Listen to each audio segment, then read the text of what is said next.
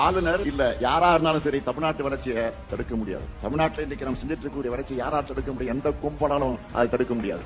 அது அவங்களுக்கும் தெரியும். அதனாலதான் குழப்பம் ஏற்படுத்த முடியுமான்னு பாக்குறாங்க. இப்போ தமிழ்நாட்டில் ஏதாவது புது பிரச்சனையை கிளப்பி கலவரம் செய்யலாமா என்று செயல்படுறாங்க.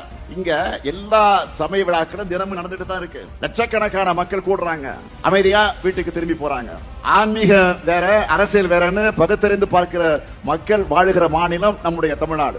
ஆன்மீகத்தை தங்களுடைய அரசியலுக்கு பயன்படுத்துகிற தீய சக்திகளை நாம எப்பவும் ஏத்துக்க மாட்டோம், மக்களை ஏத்துக்க மாட்டாங்க. அதனால்தான் பாஜக ஆளுகிற மாநிலங்களை போல வன்முறை காடாக இல்லாம அமைதி பூங்காவாக தமிழ்நாடு இருக்கு.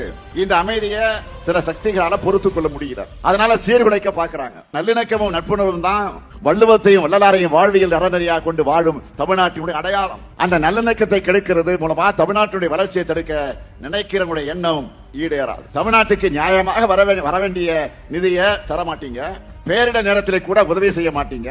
ஆனால் எங்க மாநிலத்தோட அமைதியை மட்டும் கிடைக்க நினைப்பீங்களா? நீங்க ஏமாந்துதான் போவீங்க. திருந்துங்க, இல்லனா திருத்தப்படுவீர்கள் எச்சரிக்கிறேன். ஒன்றிய அரசு தன்னுடைய மனப்பான்மை மாத்திக்கலனா மக்கள் மன்றத்தில் நாளுக்கு நாள் மரியாதையை நீங்க இழப்பீர்கள்.